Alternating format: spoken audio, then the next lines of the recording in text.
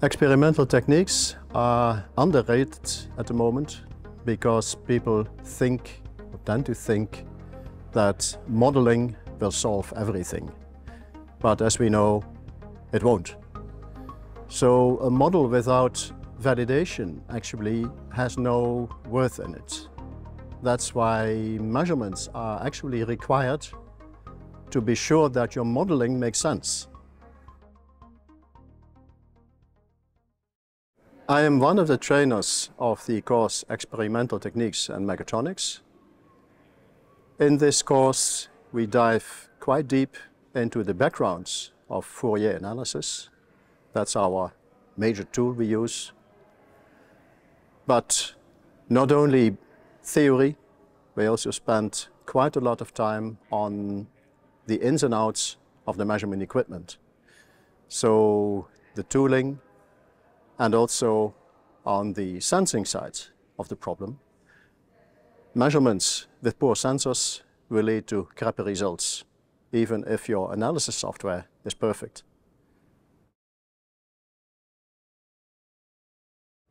Experimental techniques really add to the quality in your product design process. In the last step of the complete process, the customer don't want to see models. He wants to see, or she wants to see, a validated product performance, which means measurements. Why should we bother about measurements? In the ideal world, everything is predictable. So using FEM, using dynamics modeling, should be sufficient to predict the final quality and the final behavior of a mechanical system. However, practice proves differently. We are not able to completely predict what will happen in our beautiful designs. So the only way to find out is to measure. The focus of our training is indeed on assuring that the quality of your measurements is really good, that you trust your own results. We do this by, first of all, diving into the theoretical backgrounds for example, Fourier analysis, which means, yes, we have to deal with complex numbers. Besides the theoretical background, we also, of course, have to deal with measurement equipment. So things like anti-aliasing filtering, A to D conversion, weighting functions, etc. are very important. And last but not least, what about sensors? A crappy sensor in a beautiful measurement system with excellent software results in poor results.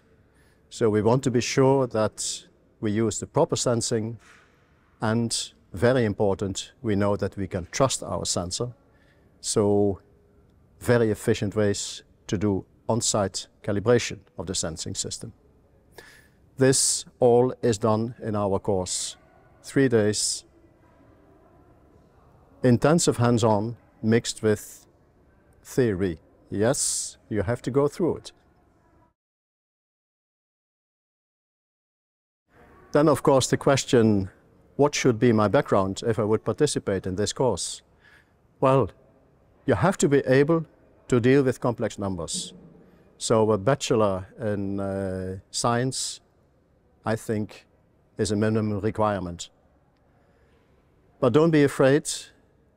We know how to teach, and history shows, specifically on the very positive results we got from our participants, that we are able to help you through the theory we are teaching. After this course, you are changed. You are more confident in the quality of your measurements, because you know that what you did was okay.